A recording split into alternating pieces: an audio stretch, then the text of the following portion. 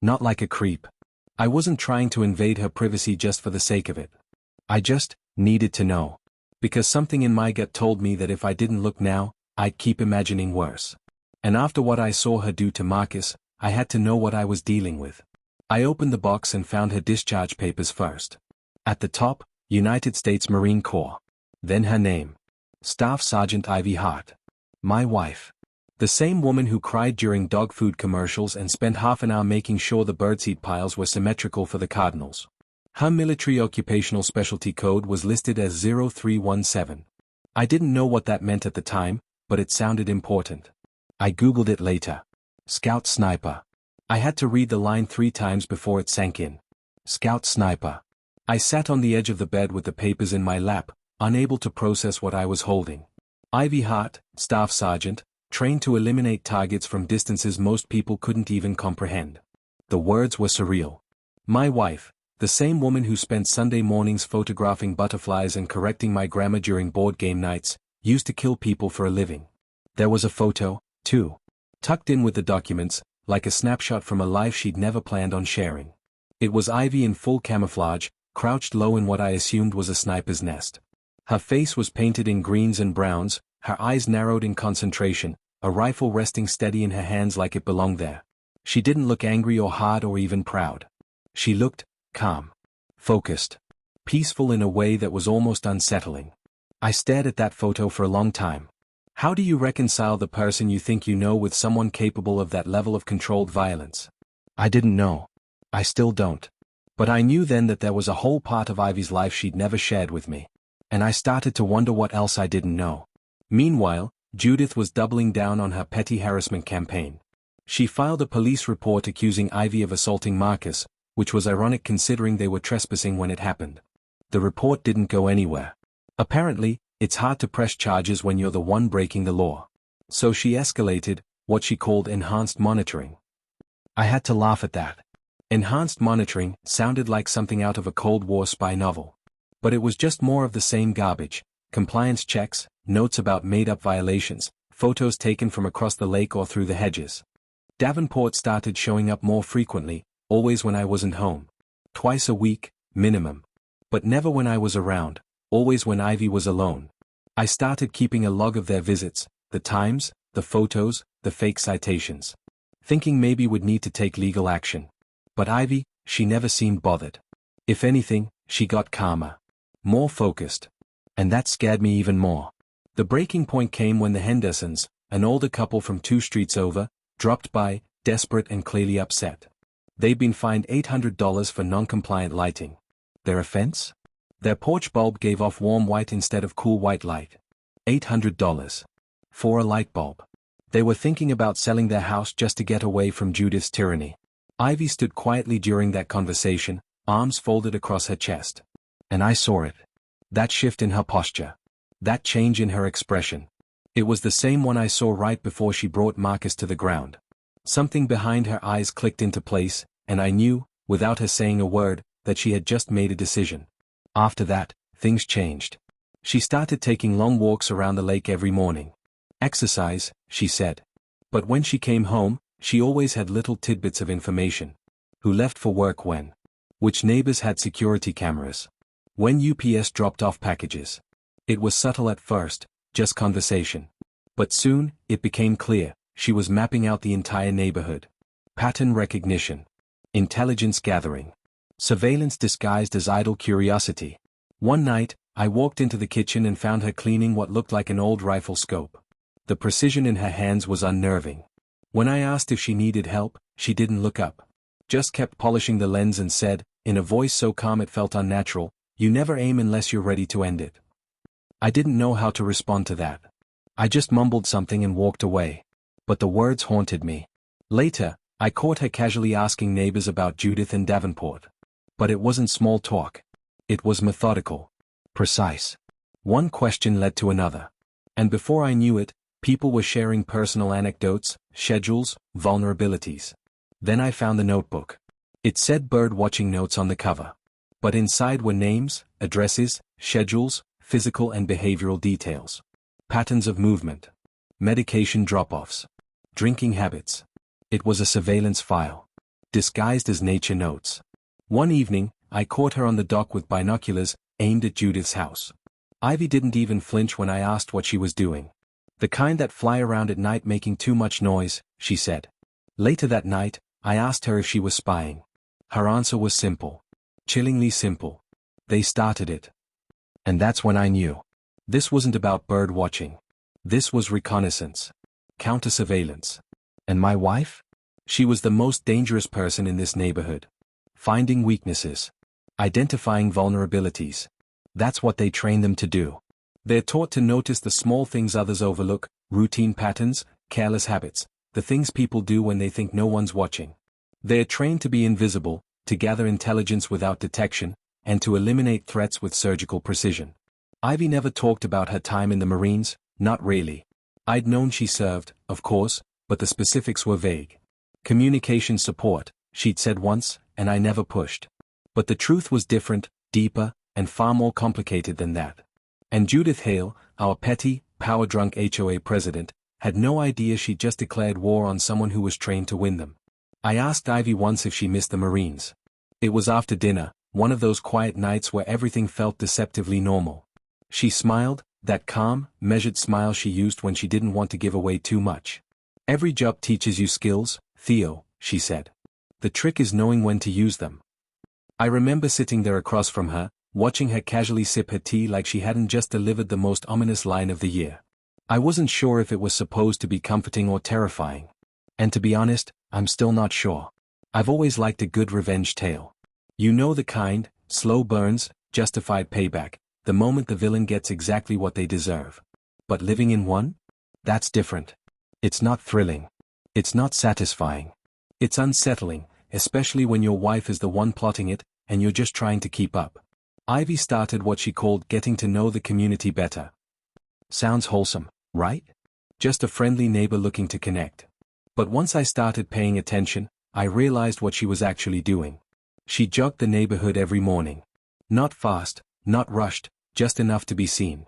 She'd wave, stop to stretch near people's lawns, and strike up casual conversations. She brought cookies to the elderly couple next door, homemade, no less, and offered to help the single mom down the street carry groceries inside. Sweet. Kind. Impossible not to like. But beneath the surface, Ivy was gathering data. I saw it click into place the day I overheard her talking to Sarah Johnson. I'd gone out to check the mail and caught Ivy mid-conversation by the Johnsons' fence. Her tone was friendly, sympathetic even, as Sarah vented about the HOA's latest ridiculous complaint, a basketball hoop their kids weren't even using anymore. Ivy asked about the school bus schedule, slipping it in like a casual afterthought, and I watched Sarah answer without hesitation. Ivy nodded, murmured her support, and steered the conversation back to Judith's overreach with effortless grace. She wasn't just chatting. She was interrogating. Politely, invisibly. Like a surgeon making incisions so precisely you don't feel the cut until you're already bleeding. That's when I realized what Ivy was building. She wasn't making friends. She was building a network. Neighbors thought they were just venting to someone who understood, someone kind and reliable. But Ivy was turning each conversation into a thread on a web, mapping out habits, grievances, allies, and pressure points. Within a week, she had a full mental map of the neighborhood, who called late, who drank early, who hated Judith enough to consider pushing back. The intelligence was subtle, but it was everywhere. She knew which delivery trucks came when. Which homes had visible security cameras and which didn't. Who walked their dogs early and who was already buzzed by 10 a.m. One evening, I made the mistake of walking into the office unannounced.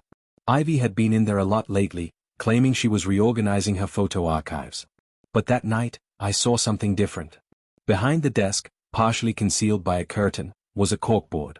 I barely had time to register it before she spun it around, but what I saw made my blood run cold. Photos. Notes. Arrows. Red string connecting names and addresses. It looked like something out of a detective thriller, or a covert military briefing. When I asked about it, she smiled without humor. Photography project, she said. Her tone made it clear that was all I was getting. Later that week, over dinner, she dropped what she called a hypothetical. She didn't look up, just cut her chicken slowly, her voice low and thoughtful. What if someone pushed too far, she said, and you had the means to expose them? Would you use it? The question hung there, heavy and dangerous. My fork paused halfway to my mouth. Is this about Judith? I asked. Is this a test? Ivy shrugged. Just a thought. I hesitated, trying to read her. I guess it would depend on what they'd done.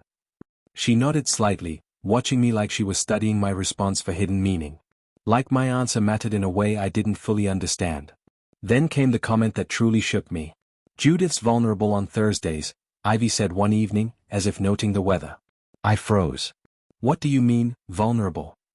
She gets her anti-anxiety meds delivered around 10 a.m., Ivy said. Then she spends the rest of the day on speakerphone, yelling about property values. Neighbors are starting to notice. I stared at her. How do you know about her medication? She shrugged again. Mrs. Rodriguez mentioned it. Delivery truck wakes her up every week. I should have been alarmed. I was. But I was also fascinated. Because Ivy wasn't just making conversation, she was gathering reconnaissance. And I was starting to see the full extent of it. This wasn't some passive pushback against HOA harassment. This was a military operation. I thought I had a win when I spotted Mr. Davenport stumbling drunk out of Murphy's Tavern at 2 in the afternoon. I rushed home, ready to share what felt like a major discovery. But when I started telling Ivy, she cut me off with a smile. Murphy's Tavern? Davenport, drunk, around 2 p.m. I blinked. How did you know? I saw him 2 days ago. It's a pattern. That was the moment I realized, she'd been 10 steps ahead of me the whole time. People in the neighborhood were beginning to notice, too. Conversations would stop when I walked up. Ivy's morning jog started drawing sidelong glances. Her friendliness, once disarming, now seemed suspicious to the people still loyal to Judith. And then Davenport made a fatal mistake. He showed up drunk at our door, demanding to inspect our fire extinguishers. Ivy answered, calm and unreadable, while I hovered just out of sight, ready to intervene. He slammed a hand on the porch rail hard enough to rattle the wood. You think you're tough? He slurred. I know people. I can make your life hell. Ivy tilted her head. What's your supervisor's name? He blinked, confused. You'll say Judith put you up to it, she continued, her voice calm, steady. You'll panic when you realize you've been caught lying. And then you'll crumble. I watched his face pale. He wasn't just drunk, he was unraveling. I called the management company yesterday, Ivy said. They don't have any enforcement officers on payroll. So either you're lying, or Judith's paying you under the table. He left in a hurry, stumbling down the driveway. Within 24 hours, a sealed envelope appeared on the community bulletin board labeled unlicensed enforcement. Within a week, 3 neighbors had filed complaints. Ivy never took credit. She didn't have to. A whisper here, a well-timed question there, that's all it took. How did you know Davenport wasn't official? I asked one night. She looked at me like it was obvious. Same way I used to know which buildings had hostiles. You watch. You listen. You verify. I didn't sleep well that night. The buzz started 3 days before the meeting. Whispers at the mailbox. Nervous glances. They say she used to kill people. I heard she's got proof of corruption. Some people were excited, justice was finally coming. Others were terrified, wondering if they'd chosen the wrong side. Judith, feeling the pressure, called an emergency HOA meeting at the community center. Officially, it was about security concerns. Everyone knew that meant Ivy. 20 people showed up. Judith probably thought she could embarrass us publicly, get people back on her side. Big mistake. When Ivy walked into that room, everything stopped. Her boots echoed across the tile floor like a countdown. She wasn't wearing anything flashy, just jeans, a simple blouse, but she moved like a weapon, like someone who'd cleared buildings in hostile territory. She scanned the room, taking in exits, expressions, body language. She carried a laptop bag and a manila folder. Mrs. Hart, Judith began, using her stiff, condescending tone. We need to discuss your aggressive behavior toward HOA personnel. Ivy smiled pleasantly. Of course, she said. I've prepared a presentation. And that's when everything changed. Judith's confident mask slipped the moment Ivy took a step forward. Her eyes darted nervously toward the rest of the room as if searching for support. I don't think that's necessary, she said, her voice strained, trying to regain control. But Ivy was already moving. She didn't raise her voice. She didn't rush. Instead, she spoke with a calm precision that instantly commanded attention. Oh, but it is, Ivy said, her voice firm but disturbingly pleasant. the kind of tone you'd expect from someone about to deliver devastating news with surgical precision. The quiet hum of the projector flickered to life, casting light across the wall as the screen filled with what looked like a government briefing, complete with timelines, aerial photos, maps, and organizational charts. The room fell into an eerie silence. A few people straightened in their chairs, and I watched heads slowly turn toward Ivy, unsure what was about to unfold. For the past 6 weeks, Ivy began, her voice taking on a polished, almost detached professionalism I'd never heard from her before. I've been conducting surveillance on what appeared to be a coordinated harassment campaign against my family. That sentence landed like a warning shot. When you threaten a Marine's home, she continued, you activate skills we prayed we'd never have to use again. Then the slides began. One by one, Ivy revealed damning evidence, photos with timestamps, notes of meetings and citations, maps tracking suspicious movements. She showed drinking hours that didn't line up with official HOA duties, side by side with documented incidents of harassment. The timeline built steadily, methodically, like a military operation. The atmosphere in the room shifted from curiosity to disbelief, then to a deep, collective discomfort. The silence was deafening. Then she clicked to the next slide. This, she said, motioning toward a photo of Judith shaking hands with a man in a sharp gray suit outside City Hall, is Mrs. Hale meeting with attorney David Blake. A few gasps echoed around the room. The same David Blake who, purely by coincidence, I'm sure, represents Lakeside Development. That's the company that's been aggressively attempting to acquire our waterfront properties for a boutique hotel project. Whispers erupted like wildfire. Mrs. Rodriguez, seated near the front, gasped audibly and covered her mouth with her hand. Another neighbor muttered, "Oh my God, she's got proof." The realization spread like a virus, quiet at first, then rapidly infecting every corner of the room.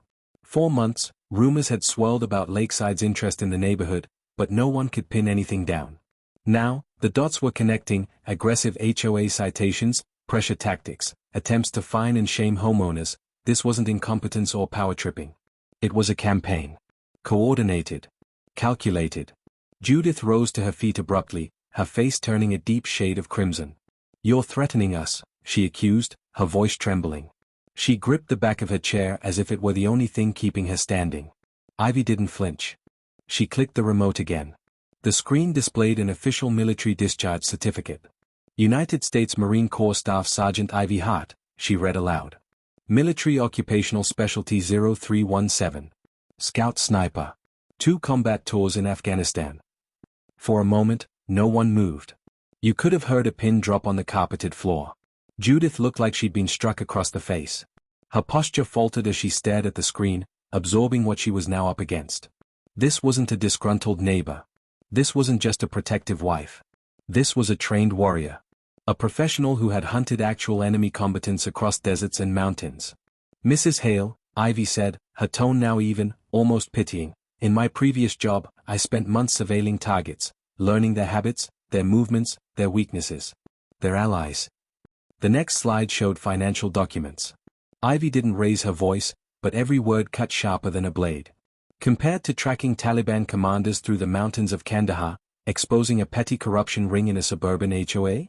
We call this a target-rich environment. I stared at her. This was the same woman who packed our kids' lunches, who smiled at neighbors, who kissed me goodnight with a sigh after long days. But now she stood like a sentinel, methodical, unshaken, deadly. She clicked again. Bank records. Transaction receipts. Payment histories. Across the top of one document in large, bold type were the words, "One shot, one kill." Ivy looked out at the stunned room. "That was our motto," she said softly. "It means when you take the shot, you do not miss." The next slide landed like a hammer. Bank transfers, $15,000 paid over 3 months from Lakeside Development directly to Hale Consulting, the business owned by Judith's husband. "I built this community." Judith screamed, her composure fully shattered.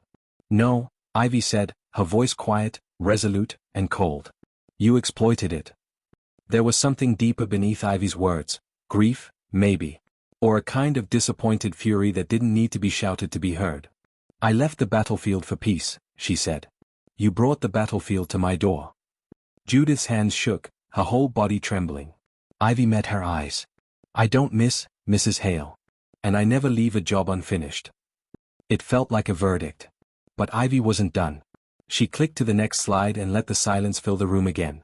The screen displayed a spreadsheet of monthly payments, $7.50 every month for 6 months, labeled as consulting fees to Mr. Davenport, the so-called security coordinator, no one even knew existed officially.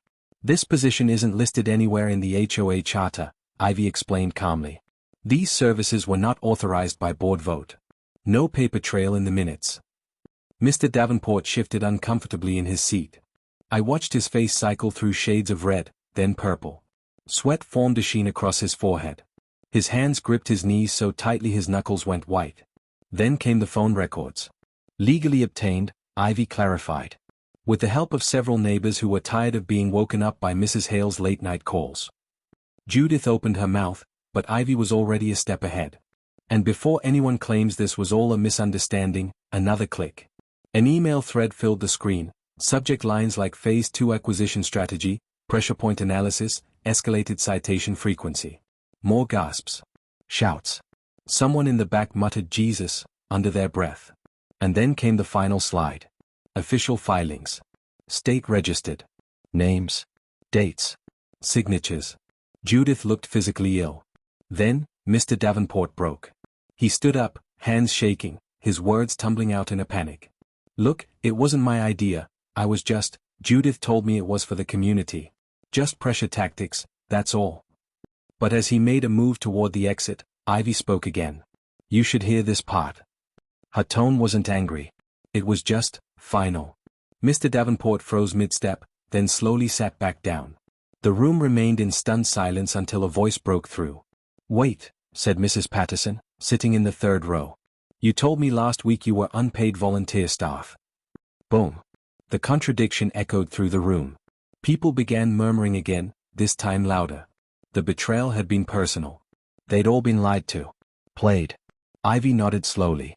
Mr. Davenport, she said, in the military, we call that an operational security failure. You just confessed to conspiracy and bribery in front of 20 witnesses. His jaw dropped. I watched as my neighbors started connecting dots, fines, citations, harassments.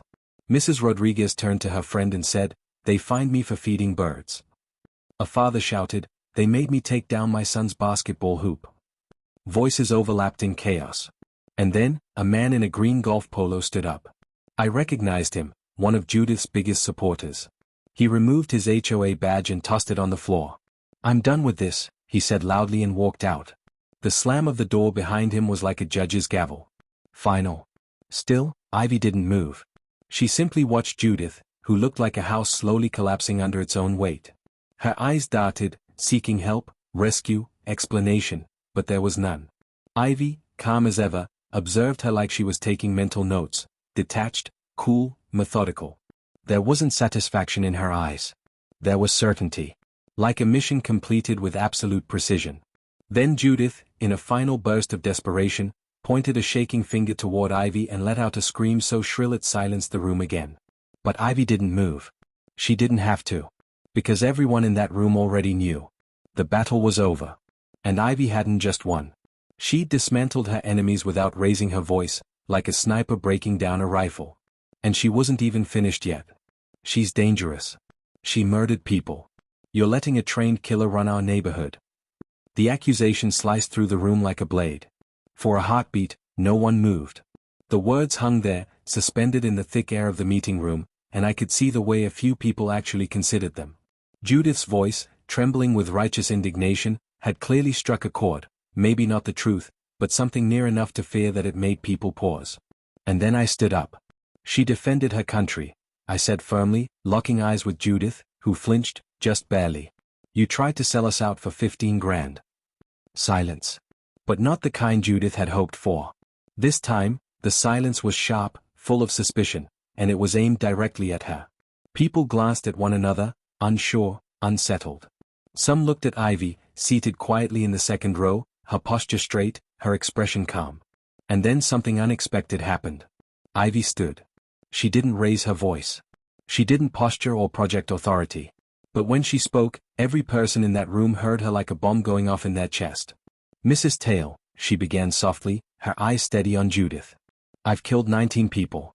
All enemy combatants. All threats to American lives. Every one of them authorized by the United States government. A pause. I've never once killed someone over a property dispute, she continued. But I have ended more than a few people who mistook my restraint for weakness. It was so quiet that I could hear the wind rustling through the trees outside, and the gentle lapping of the lake water against the shoreline beyond the window. Ivy's words didn't need volume, they had weight. They didn't echo, but they lingered. T of public backlash. Once the local news picked up the corruption story, their PR team didn't even try to salvage the deal. They backed out before the week was over. That night, as Ivy and I walked home under the stars, I turned to her. Did you really kill 19 people? I asked quietly. She didn't answer right away. We walked in silence for a while, our feet crunching softly on the gravel path. Finally, she said, 21. But who's counting? And that was the moment I realized something. I might never fully know the woman I married. 3 months later, we have a new HOA board. And let me tell you, it's like we're living in a whole new neighborhood.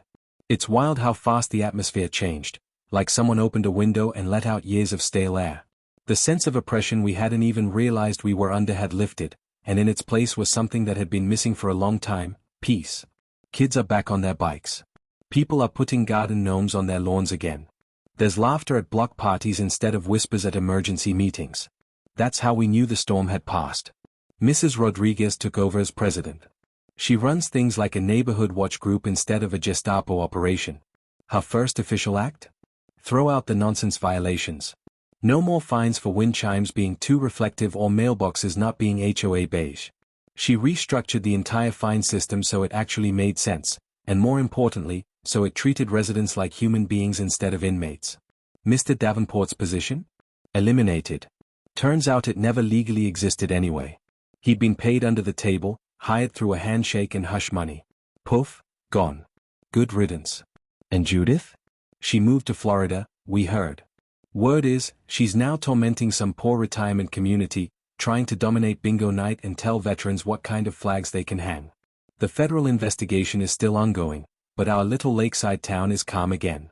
At night, I take long walks just to breathe it in, the sound of kids laughing, sprinklers hissing, someone grilling burgers on their patio. It's the sound of normalcy, of people no longer afraid to paint their doors a color they actually like. One evening, during one of those walks, Mrs. Patterson approached me. Normally, she keeps to herself, but that night she had a strange look in her eyes, like gratitude and awe mixed together. I don't know what your wife did exactly, she said softly. But thank you. We feel safe again. She gave my arm a gentle pat and walked away before I could reply. Later that night, I told Ivy about it. She just nodded, then turned back to the sunset. We sat together on the dock, the same dock where all this chaos began, now serene again. She had her camera in her lap, delicately cleaning the lenses like she always did, her movements slow, methodical. I asked her why she never told me about her military background. Not the surface stuff, I was in the Marines, but the real story. The part that came with 21 kills and top clearance operations. She was quiet for a long time. Because I wanted to be Ivy the photographer, she finally said. Not Ivy the killer. I let that settle. The sun was dipping below the horizon, casting the lake in gold and rose. She looked so calm, so at peace, but I knew the storm she carried inside. When I met you, she said, you saw someone gentle. Someone peaceful. And I liked being that person.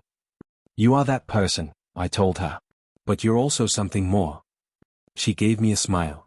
A real one, the first unguarded smile I'd seen since the ordeal began. Yeah, she said. I guess I am. But then her expression changed again. More serious. A shadow flickered behind her eyes. I was afraid, she admitted. Afraid that using those parts of myself again, the trained parts, would drag me back. That I'd lose myself in it. That maybe I wouldn't come back out. There was real fear in her voice. The fear of someone who'd spent years becoming someone new, only to be forced to wear an old skin again. But you used those skills to protect us, I said. That's not regression. That's purpose. You didn't become the person you were. You became the person you needed to be. The relief in her eyes when I said that, it broke something in me. All this time, she'd carried that weight alone. Here's what I learned. You can live with someone for 8 years and still not know everything about them. Ivy had once been a ghost. A professional killer. Someone trained to eliminate threats without leaving evidence.